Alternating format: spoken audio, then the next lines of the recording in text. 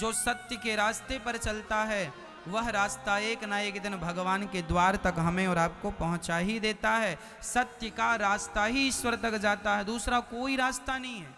आप झूठ लाख बोल दो, लेकिन झूठ बोलने से ना आपको ही शांति मिलेगी, ना तो आपको ये लोक बनेगा ना परलोक बनेगा। सत्य बोल के हार जाना अच्छा है, पर झूठ बोल के जीत जाना अच्छा नहीं है। झूठ बोल के जीत जाने से अच्छा है सच बोल के हार जाइए। कम से कम आप सत्य के साथ तो रहेंगे। जीवन में झूठ का साथ नहीं देना चाहिए। हमें किसका साथ देना है मेरी माँ? सत्य का। अच्छा, आप में से कितने लोग हैं जो सत्य बोलते हैं? कभी झूठ ना बोला करो। कभी साल में एक बार, 2 साल में एक बार, 10 साल में एक बार झूठ बोल दिया तो माफ है। माफ तो नहीं है पर कम मात्रा है, ठीक है। 1 लीटर दूध में यदि आपने 2 बूंद पानी मिला दिया तो कोई फर्क नहीं पड़ता। 1 लीटर दूध में 2 बूंद पानी मिला दिया कोई फर्क पड़ेगा, पर 1 लीटर दूध में 1 लीटर ही पानी मिला दिया तो फर्क पड़ेगा। जीवन में 2-4 बार झूठ बोल दिया तो कोई फर्क नहीं पड़ता। छोटा सा पाप है, नष्ट हो जाएगा तुम्हारे पुण्य से, पर पाप ही पाप है तो दंड ज्यादा होगा। इसलिए झूठ की मात्रा कम कर दीजिए। असत्य की, एक सज्जन बोले महाराज जी हम सच बोलेंगे तो हमारा बिजनेस ही नहीं चलेगा, हमारा व्यापार ही नहीं चलेगा, हमारी दुकान ही नहीं चलेगी। हमने कहा भाई जब झूठ बोलने से तेरी दुकान इतनी चलती है तो सोच तू सत्य का सहारा लेगा तो और कितनी दुकान चलेगी तेरी। यदि झूठ तुझे इतना आगे ले गया तो सोच सच तुझे कितना आगे ले जाएगा। पर विडंबना तो यह है, लोगों को झूठ पर तो भरोसा है पर सत्य पे भरोसा नहीं है। और मैं आपसे एक निवेदन करूंगा कि जीवन में सत्य ही आपको आगे ले जाएगा। यदि झूठ की इमारत आपने बना रखी है तो झूठ की इमारत बहुत जल्दी धराशायी हो जाती है, क्योंकि वह मजबूत नहीं होती। सत्य की नींव बड़ी मजबूत होती है मेरी माँ। सत्य के रास्ते पर चलोगे तो सदियां गुजर जाएंगी, समाज तुम्हें पूजना बंद नहीं करेगा। यदि झूठ के रास्ते पर चलोगे, रावण झूठ के रास्ते पर चलता था, राम जी सत्य के रास्ते पर चलते थे। सत्य के रास्ते पर चलते थे तो लोग मंदिर बना के पूजते हैं, और झूठ के रास्ते पर रावण चलता था तो गली गली पुतले जलाए जाते हैं। यह है झूठ का परिणाम। तुम बोलोगे झूठ, परिणाम क्या होगा?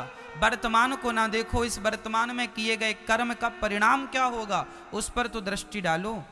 जो आज है, जो तुम आज अच्छा या बुरा कर रहे हो, इसका भविष्य क्या है, कल क्या होना है इसका, उस पर दृष्टि डालना जरूरी है। भविष्य को देखना भी जरूरी है। हाँ, कहां देखना चाहिए भविष्य को?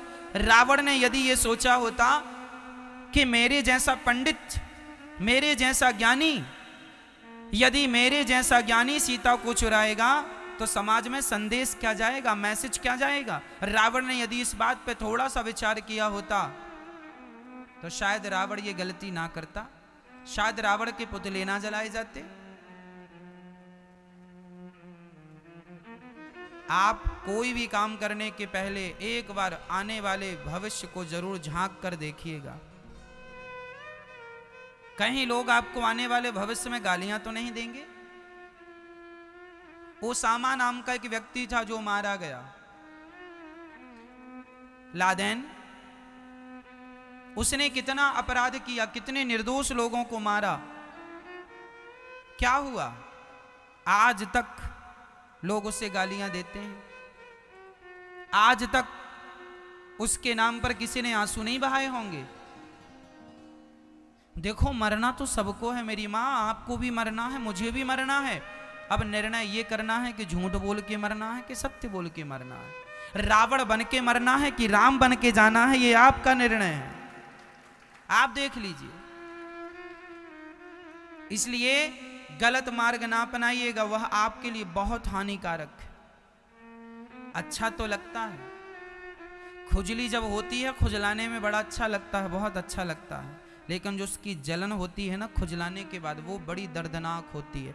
ऐसे झूठ भी खुजली की तरह, झूठ बोलने में बड़ा मजा आता, हाँ बड़ा मजा आ गया, बहुत पैसे मिल गए, बहुत कमा लिया, बहुत बड़े आदमी बन गए, लेकिन उसका जो रिएक्शन होगा, जो उसकी जलन होगी, असहनीय वेदना होगी, असहनीय दर्द होगा। इसलिए जीवन में कभी भी गलत रास्ते पर ना चलना। बच्चों को यही सिखाओ बचपन से, बेटा नमक रोटी खा लेना पर सत्य की ही रोटियां खाना। झूठ के हलवा पूड़ी से अच्छा है सत्य की नमक रोटी खाएं। वह सत्य की नमक रोटी ना जल्दी हजम हो जाती है, चूरन नहीं खाना पड़ता। और पाप की रोटियां खाने के बाद चूरन खाओ तो भी हजम नहीं होती, पेट गुड़गुड़ गुड़गुड़ करता रहता। ना तो रात को नींद आएगी, ना तो चैन मिलेगा। आप आलीशान बंगला बनवा लीजिएगा, झूठ बोल करके, पाप करके रह लीजिए उस बंगले में, शांति नहीं मिलेगी।